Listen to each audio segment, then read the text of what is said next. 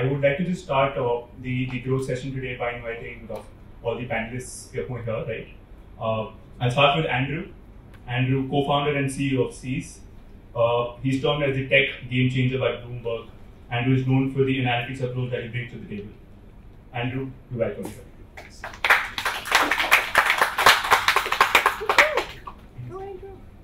Next, we have Namrata.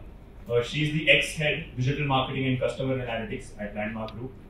She has headed a unit of Ogilvy One worldwide. She has co-founded an agency in India. She has worked with brands like American Express and BMW. You name anything digital and she's the person to go to. Namrata, we are extremely happy to have you here. Next is Pallav, head of digital marketing, CRM and loyalty at Tajawal. Pallav has worked across geographies with companies like ClearTrip, Flydubai and Oracle. Merging technology with marketing, Pallav is the guy to go to discuss the hot topic today, that is CRM and loyalty. Welcome you, Pallav. Gaurav, he has played a crucial role in growth of companies like Souk and Snapdeal. Let's talk about growth at Growth today with Gaurav. And our moderator today is Manohar, who's the regional lead for Middle East region at MoEngage. We welcome you all and we hope you have a good time. Thank you.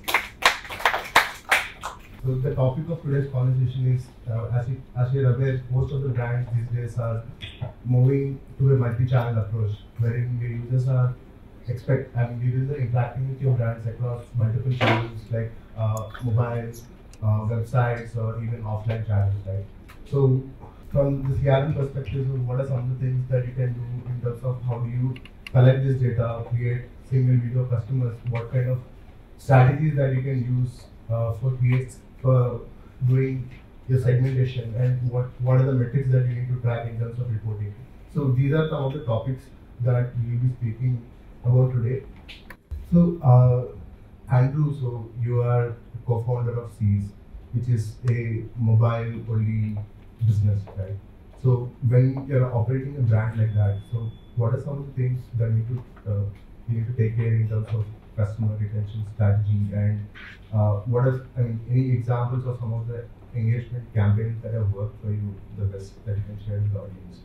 When you have a mobile app, it can often be hard. So people constantly stay engaged with your app and also keep on using it. Especially in our industry, it's really hard because we deal with cars, and once you found the car you want, then why would you keep our app? So the re-engagement there is really hard. But what we found is that one of the good ways is making sure that if they haven't seen your aha moment yet, that you push them towards your aha moment, the moment where they really realize what is it your app actually offers. One thing we did there was something that seems very obvious, but like push notifications is a very great example of that. Before we did, you can do regular push notifications and just send out to everyone, or you can do very personal and specialized push notifications tailored towards what they're doing. So in our case, when you're doing a search, you're searching across all platforms.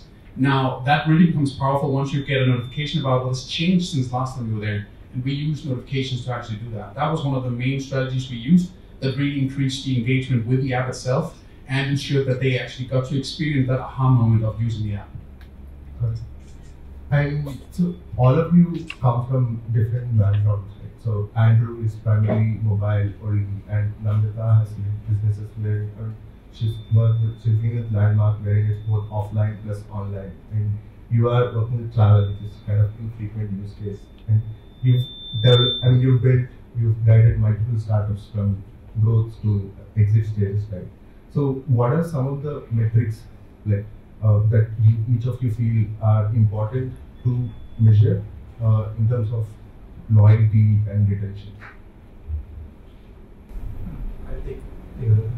So it depends on the scale and size of the scale you are at. What's important is the one metric that I found very useful and very simple, because people always get lost about, when you come up with very complicated metrics, people tend to lose the actual understanding of it in the real world. So one metric that I've loved is you from a business plan, just think about how many transactions do you want out of, what is the frequency of transaction that you expect from your customers. So if you're from e-commerce, you say every quarter I want my customer to do one transaction. So look at last month's transaction as the last month's customers as a percentage of customers between 1 and 4 months ago. So if your average transaction period is say 1 quarter, within from the people who have bought in 1 quarter, how many of them have transacted again in the next 1 month? This number, very simple metric, shows gives you a sense of how many repeat customers you are getting out of your customer base, and if you are able to move it, I think even as simple, you might find it surprisingly stable. It looks like that this might fluctuate a lot, but in reality, when you draw the trended line, it will look very flat. And if you are actually able to move this metric, where you are able to get people to buy again, within a 3-month period, that's beautiful. So something as simple as that can be very, very powerful as well. So for us, like one thing we look at is the number of app sessions that come through, like how many people are actually using the app, how long are they using it, and how often. But that is also counterintuitive, because if we do our job really well, you should spend very little time in our app. So instead of looking at the app sessions themselves, we're looking at how many cars are they contacting, and then that drives it in a combination with the app sessions. But we don't look purely just at one KPI, because looking just at one KPI might guide us in the wrong direction. So we look at an overall picture. We have a huge sheet with a lot of different metrics, and then we look at how those numbers play together, and then use that to actually draw a picture of what happened this week. So we keep track of this every week. We meet up at the end of it every week and look at those KPIs to better understand what happened. This is also a great way for us to figure out what are some of the user journeys that we haven't considered that have changed in our latest updates. So we update about every 10 days. So every time there's a new update, this data helps us understand, did we improve something? Did we worsen something? Did we do a better job? Like when we first saw the app session time drop a lot, initially we were like, why are they suddenly not using the app? And then we figured out we actually made it way more obvious what they had to do, so more people started contacting. So the number of leads went up and the app session time went down, which in the end is a good thing. That was what we wanted the users to do. We wanted them to save time, that's what we did. So for us, it's very, very important to keep the user's time in mind and not use it as a thing you want to get up just because you want more engagement. You use it for a thing where you see, like, am I actually adding the value that I'm supposed to? I think from the perspective that I've worked in, the larger framework that we have is acquisition, enrichment, and win back. But under all of this, I think the one that cuts across all businesses is customer lifetime value. But some of that tends to change on the business model. So that's where I think the second metric we always look at is the churn rate, because the churn rate, if you start predicting churn rate, it's always business metrics that come in. The churn predictor for a gym is very different from the churn predictor for baby clothes versus it's very different for a restaurant. So customer lifetime value and churn rate would be the most important things. I think for us, it's quite similar to what Gaurav mentioned, but it's a transactions we look at engagement of response. So travel transactions we know last week, and then getting average even at a monthly quarterly level micro-management. So we look at interactions across app, web, call center, or corporate stores we have. Customer base.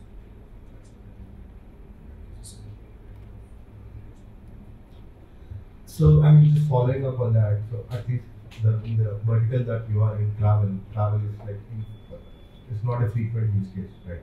So I mean, for verticals like this, what are some of the things that what are some of the metrics you measure in terms of how, estimating what is the loyalty or what is the retention metrics that you're tracking? Loyalty essentially is the number of transactions of the customer that defines loyalty above everything else. But for us, we don't look at the overall customer base as an average, because 20% of the customers that particularly engage with us as well. So the first 20% of the customers which are doing 70-80% of the revenue, they're very frequent travelers, which is very, very often seen in travel. For them, it's the frequency that they are interacting and booking with us, and that is a lot of natural growth as well actually increase. For a lot of other people who are probably booking once a year or have twice a year, engagement is that wherever they have a need, there is somebody opening the app and so just doing that. So that itself is engagement from the customer perspective and brand combination. Whether they eventually purchase with us or not, us with us or not, is a factor for multiple other things.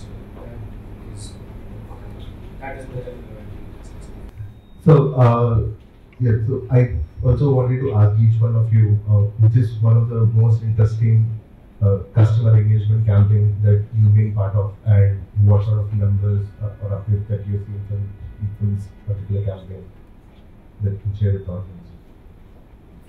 So I can't speak to a specific campaign we're doing, but like I mentioned before, with the push notifications, the change from that was a really great thing, and really did some major changes towards it. But if you're also looking at like what the users were doing inside the app, and try to understand what they do, one of the first things we figured out, for example, was that we need to understand how our users actually act. Like when you go out and build a product, don't assume that you understand what your users are doing. So the first thing we did was we actually looked into that data, and we then started asking people about questions. And we figured out, because one of the first things we did in the app was that we limited who can download this app. We said only people in the UAE, because we only serve the UAE, can download this app. Now that might in theory sound right, but you're forgetting that most people here are expats, and they might be using the app stores from their home country, or using an app store from the US because that gives them access to other apps. We didn't consider that in the beginning, but once we realized that there's something wrong with the numbers here, and then once we asked the users, like, why are you not downloading the app? I'm like, I can't find it in the App Store. We instantly saw, like, okay, we need to change this and open it up to everyone. And once we did that, that allows all our other strategies to start working, because that was a thing that we didn't understand because we didn't look at our users initially. Luckily, this didn't take long to figure out, but had it taken longer, it would really have made a big impact on how effective our marketing was and how many people we could actually reach. One campaign that worked for us at Souk was that we identified category affinity. So then any retail site and a good retail site would have a very large number of categories. So while customers tend to dislike the whole retargeting where you're the same product that you've seen continues to haunt you across multiple websites, instead of that, if you do a category affinity where you identify on basis of the past, you also give a weightage to recency, like the recent interest of the visitor or the customer, but you look at their standard category affinity in terms of what are the typical categories that they have been buying in, or they have been seeing more products in. So you account for all their interactions with specific categories, including your product views, transactions, etc. The total value of average value of transactions as a ratio of the average value of transaction in the category. Use all of these to come up with a notion of category affinity of a customer, and on basis of category affinity, give a very targeted either push notification or email or whatever direct marketing, or even website personalization if you are doing that. So if your homepage is personalized not just by the very same products that the visitor has seen, but giving them a flavor of the category itself, so that there is a diversity in what they look. That works pretty well, and is not very intrusive either. So that worked quite well for us. I think most of our campaigns are not really one-time or something that's always on. But I think one thing that I can say is that we found that, let's say for the restaurant business, even if we have a particular promo or we have something running, like let's say you have a 1+1 pizza day, or you have anything like that, it takes an average of 3 months for that offer that you promote online to actually show results online. And everyone typically in the retail or physical business usually thinks that put it up on Wednesday, people will come on Friday. It doesn't happen. It takes 3 months. And the second thing is that we got 40% higher ATV from customers who saw our messaging across channels. So they saw it through a custom audience on an Instagram story, they got it on SMS, they got it on email, and they saw a banner ad. And those were the customers that gave us 40% more ATV than customers who saw it only on one channel. So I think just following up on that, so I think you've been associated with Landmark, which you have a lot of data coming from both offline as well as online. So what are some of the challenges in terms of how do you unify the customer profiles across all these channels, and at the same time understand how the brand affinity, which concepts are they being more interested in? How do you segment your customers, and what are the challenges you typically face when you're trying to unify these customer profiles? I think let me start by saying that before you start unifying customer profiles, what's really important, because that's the approach that we follow, is to first understand the customer journey. What is the customer journey? What are the interaction points? And if you want to bridge those gaps, what are the gaps that you want to bridge? The second thing is to say, if this is the ideal customer journey, how do we change our marketing sales organization to meet that customer journey? Because if you could build a perfect customer journey but make no changes in your team, I think it's a fallacy. You have to look at team changes, role changes, all of that. And you also got to look at what is the data analytics that you want from a business standpoint, not as an outcome of building a single view of the customer, but as a starting point, what data do you wish to see, right? Now, once you have all that, I think then the challenges become more about the operational and the technological piece. So to give you an example, at Landmark, the hotel business, restaurant business, gym business, retail business, all of them use different POS systems. They are on-prem. Our loyalty is a separate system. Most of the businesses also have third-party cloud deployments, which are based on certain needs that we had over time, and we had to deploy cloud solutions. And then we also have all these apps that we have used as whitelisted because you don't want to build a hotel app from scratch, or you don't want to build a restaurant app from scratch. And if you keep doing that, that's a really long, it's a big investment. So taking all these together and then saying to build this customer journey, I need maybe 5 different cloud solutions from, let's say, an Oracle or an SAP or any of them. Now, how do I link all these 8 together, right? So what does the taxonomy, what does the single view of the customer mean, therefore? So, and then when you start deploying it, you'll find that there are 5 changes you need to make as you go along because you can't think through every single thing. So those are some of the challenges, but I think if you start with the customer journey, it's a much better way of building a single view of the customer. And also, the other takeaway is that single view of the customer is not a destination, it's a journey. It will always keep changing, especially in markets like the Middle East where there are loads of expats who keep moving and keep changing, and you've got to keep track of who's the member. If it's a gym member today and maybe he left the country, how do you find out? So those are all the things that are challenges and my advice. I'd just like to add something to that point about building that elusive single customer view.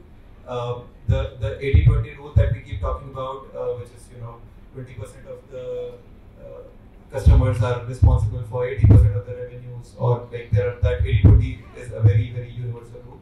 I think it's very true even in data as well in terms of the value of the data. So 20% of the data possibly has 80% of the value of the data. What ends up happening is in the chasing the elusive single customer view and coming up with a very comprehensive 360-degree view. If you can just pick up the most important data points, it's important for you to understand what data points are those 20% data points which correspond to 80% of the value. Say for example, a whole if you bring in say the clickstream data from your website, where there are thousands of clickstream interactions, there are probably 90 or 80-90% of your visitors who have just visited once, clicked on certain single campaign, have never visited again. All they ever did was click on one banner and showed up on your site. It's very difficult for you to get any value out of them, or you can possibly get some value out of them, but that's not the most important set of visitors for you to focus, or the most important data points for you to pull. So it's important to think of what data points are the ones which you want to pull. So is clickstream the most important, or the transaction, or loyalty? So you start bringing in the most important data points in first, and then you start going out into clickstream data and then media data. Like somebody saw your ad, how important is that? So try to understand whether you want to bring in the media data just yet or not. So apply the 80-20 rule on data as well, and not just customers. So the way we actually approach our users is that we don't try to put the journey through our app and how they should use it. It might sound obvious, but we're building the other way around. We're looking at how they actually do things and how they want to do things. Like sometimes there are barriers already. We try to understand how their life actually works and then see how can we actually fit our app inside that. Now that is really hard because there's so many different personas out there. There's so many different types of people. But like you just said with the 80-20 rule, like if you can just find a good chunk of those people and see what they have in common, it doesn't need to be very advanced things. Like most of these things can actually be picked up with some very, very simple trends that they're doing. But if you can pick those up, and you can start figuring out how can I optimize towards these points, it will help you a long way about getting to your actual goal, which changes depending on what your business is. But for us, is to generate those leads, so we actually give them the value, they actually experience what a great app it is. But to do that, we need to look at what they're doing, not what we think they might be doing. And it's a tedious job. Like we have one girl on our team, the only thing she does is just talk to the customers and actually, not just on digital, but also meet them in person to understand what they're doing right now and how they're changing their habits. Like again, with the expats and all that, it changes a lot. And with the laws changing, with the environment changing, these things, for example, when VAT came in, there was a lot of questions that came out about that and how do we actually deal with that, and do I have to pay VAT when it's deeded or not? All these things had to be clarified through the app, through the journey, and it could only happen by talking to them and answering those questions that they actually have. So Gaurav, so I think today's audience, we have a wide variety of audience, right? From startups to customers with high growth companies. So you've seen companies that transition right from the early stage to till they exit, right? So what are some of the things that each of these businesses need to consider, or how do things change as they evolve from one phase of their journey to another phase in terms of the CRM strategies or the retention strategies? Yeah. I think one thing that I've found which has worked, at least for me and the companies I've worked for, is the first is on the people side. So it's very important for you to think of people who are doing the CRM for you, and whether these people are in-house or your consultants or vendors that you have engaged, analytics consultants. People is one of the first thing that you need to sort out. Who are these people doing it? If you really want to think of your business proposition as the most important thing and keep the customer retention strategy treat it on the side, that's going to hurt in long run, because when you build the CRM systems, they need to last reasonably long, or they need to be adaptable. Either you have a crazy good tech team which no matter how many systems you flip through, they can plug one system out and plug in another system, which is not usually the case. Almost, if I ask how many of you are fed up of your IT teams, and please, no offense if you are from IT here, I'm sure all of us will raise two hands, oh yeah, I can crib all day about my IT. So if you are not someone who can really keep up, and all businesses have this struggle of going through different IT systems at time. It's interesting to get, if you make that, you bring in the right people. And now something interesting is happening on the tool side as well. A whole lot of tools have come in which work with your scale. So I think MoEngage also has a similar notion where if you're small, then their billing is small, but the tools you get to work with are still quite good and advanced. You don't have to buy these cloud suite massive solutions which require you to invest hundreds of thousands of dollars upfront to start with something that is really reasonably complex and good for you to work with. So you can get some really good customer segments with very easy integrations into the marketing tech, advertising tech, etc., without a whole lot of cost. Because if you're small and your vendors are charging you, per customer or per on pay-per-use basis, and a lot of vendors are doing that now. It's possible for you to scale your platform in a way where you do not really pay a lot of upfront costs, and the platform scales. Of course, you cannot just live on a single platform. You will have to, at some point in time, graduate your platform.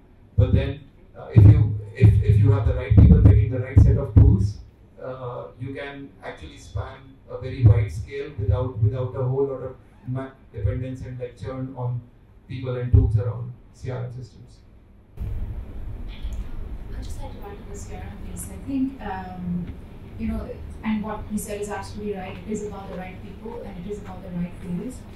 In a business which, in our case, where it is still 90% offline and 10% online on average, what is really hard is getting customer data, right? So unless they choose to sign up for your loyalty program, you will not get their data. Where most of this falls apart is when the frontline staff are actually not educated or trained on why they need to ask for it and what's the larger benefit. Not just adding one more thing to their job list that, while you're doing the invoice, you need to ask the customer what is his name and what is his mobile number. but instilling in them the data-driven thinking that how is data going to help the company, and that has a much better effect, because otherwise you can run the best programs, but they fall apart when people actually walk into the restaurant, walk into the retail, nobody asks them for a card, and then you don't know what happened with it. So I think I don't know how many of you guys in here are who have a startup, but if you are thinking about doing a startup, one of the most important things to decide is actually which tool you're going to use for data collection or for any kind of like customer CRM system or anything like that. Because once you've picked it, you're not going to change. And if you are going to change, it's going to cost a hell of a lot of money.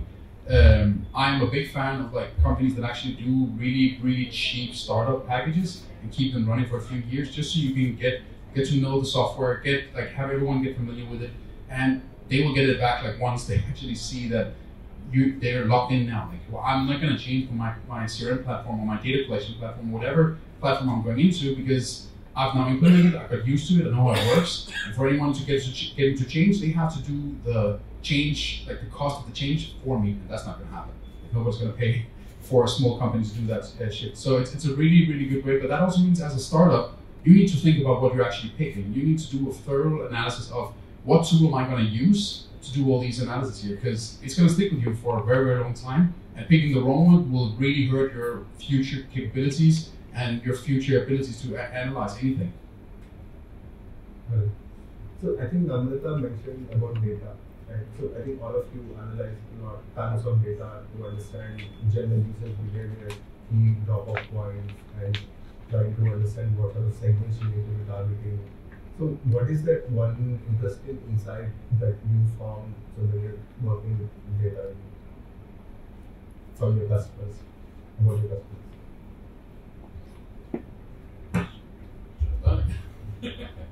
All right, so yeah, I talked about the thing with Saudi Arabia and the UAE, where a lot of the people here are expats. These trends tend to happen, like understanding how our user actually use the app itself. We also found another thing, which was suddenly, so we, through our app, I don't know how many of you are familiar with it, but there's a way where when you see a car you like, you can see where this car actually sourced from, so you can see the source of the car. Now what we did was that we just redirected you back to that site, and then suddenly our leads dropped tremendously, because now we redirected you back to that source and then there was nothing else. Now we still want them to see the source, and we still want the source to get their traction, but we also still want to know if they actually converted or not.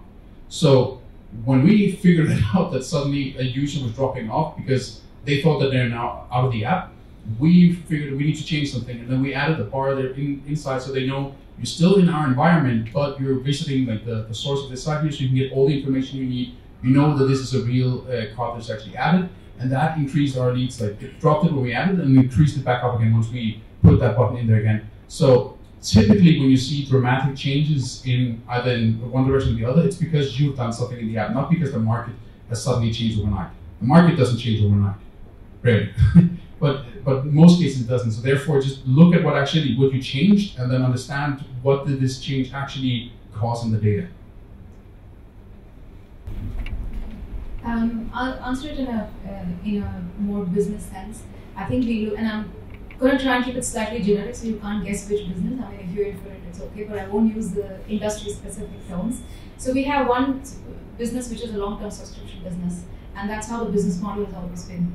But over the past year, we saw that short-term subscriptions are equal in value and volume to long-term subscriptions, and the short-term subscriptions actually have a higher retention rate, and they use more ancillary services, which is completely the opposite, right?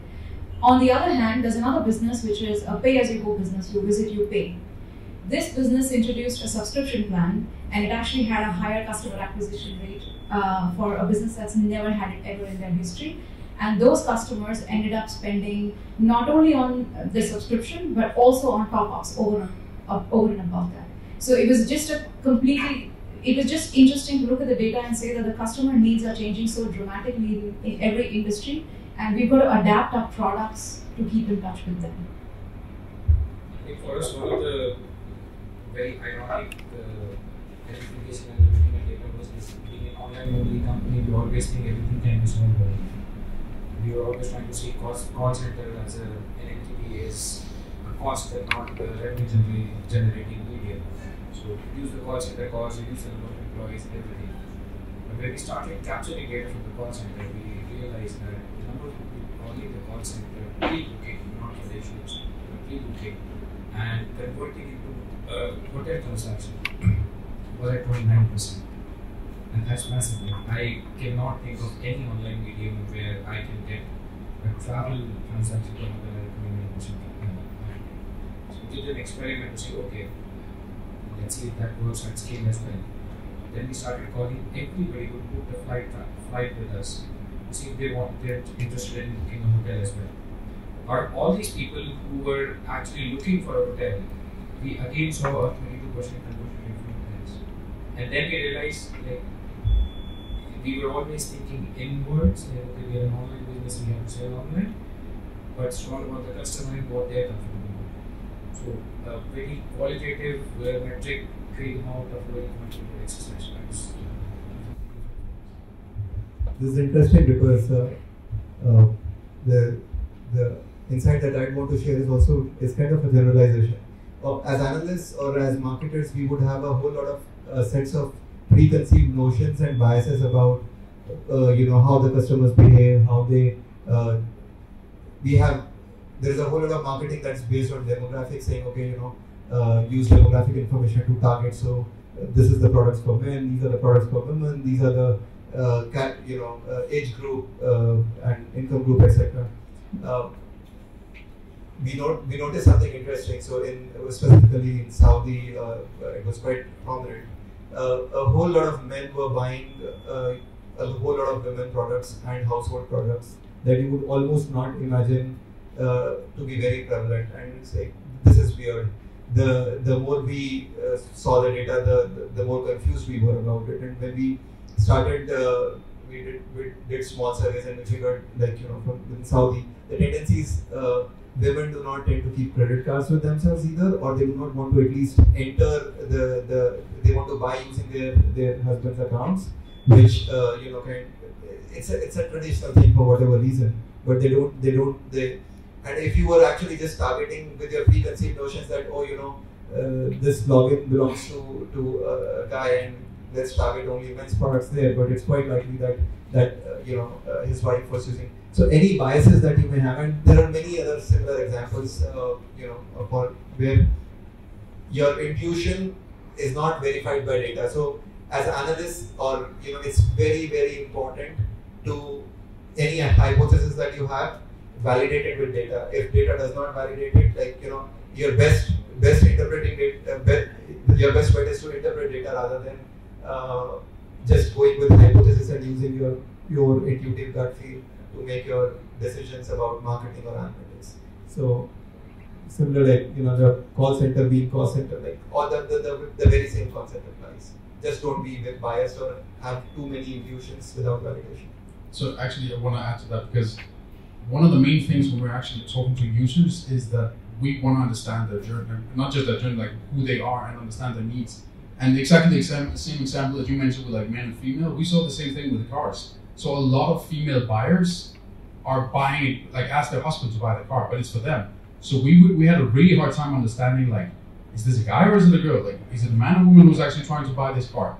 But we didn't figure that out until we actually talked to some women and asked them, would you be looking for a car? And yeah, I'm looking for a car. Obviously, as many women as men are looking for a car, but why are we not seeing you in our app then? We are. I'm just using my husband's account. That's how they actually perform it. And you need to understand this cultural change so you can start looking at different data. Because I can still find the women. I have different ways of finding the women. I just need to know which trigger points is it I need to look at, not just assuming that because you put the gender in your profile that you're now a man or a female. That's not the right way of picking it out. You need to look at the data and the way they act, and then maybe not consider if it's a male or female. Look at their trends instead. Are these people the same? Then it doesn't matter if it's a guy or a male or a female. Look at how they're actually acting inside the app, not what gender they have. Just one last point on that, because that's an interesting point. But I think just from the standpoint of our loyalty program, we actually don't consider the demographic information as entered. We have cohorts, and we have hundreds of cohorts. And those cohorts, because we have hundreds of businesses and hundreds of outlets, we have actually mapped purchase across all our outlets, and then figured out for common customers what kind of cohort does that customer belong to. And that's how we do segmentation, not based on what they actually register. Because the fact is that in this region, it's always the man of the house or would most likely give their mobile number and actually make the purchase. So I think we are nearing the end of the session. So before I open up the floor for questions, so any key takeaways from each one of you that you want to share with the audience?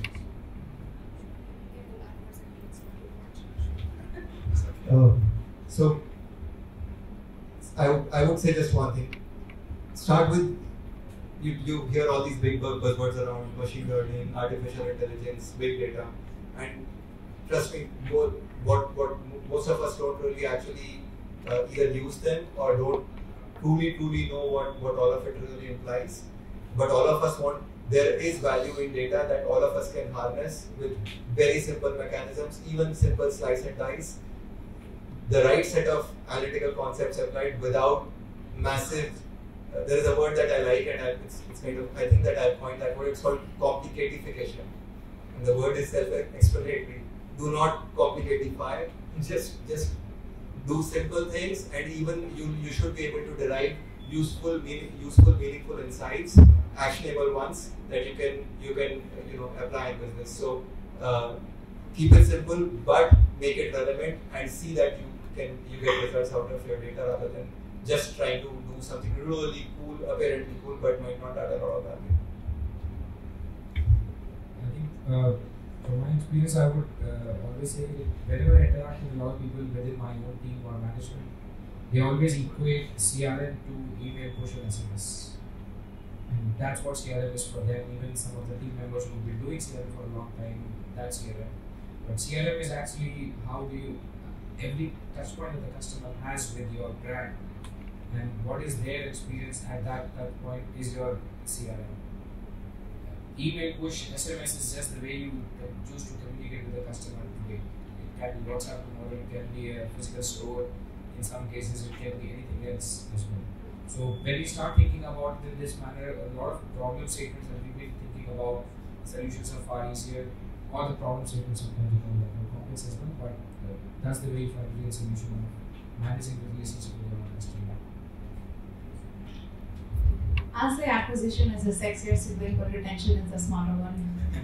I think we hugely underestimate the power of retention because acquisition is glamorous, it's the big campaigns, it's the growth hacking, it's all of that. The fact remains that it costs 5 times as much to acquire a customer than it does to retain a customer. And secondly, a retained customer spends 3 to 4 times over a churn customer.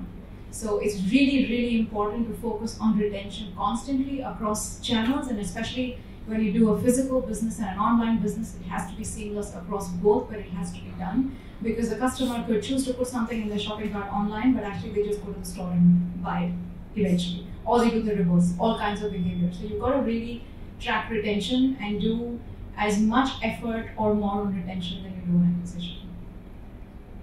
So it's going to be hard to top that one, but for me, it's listen to your customers. Like I've said now a lot of times, but it's really understand your customers, listen to them.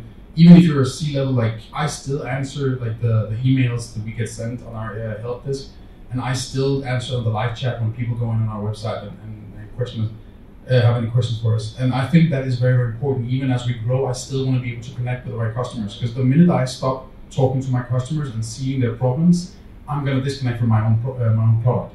They are the ones who are actually making my product work and worth anything. So I need to understand what it is they want and what is it that they don't want.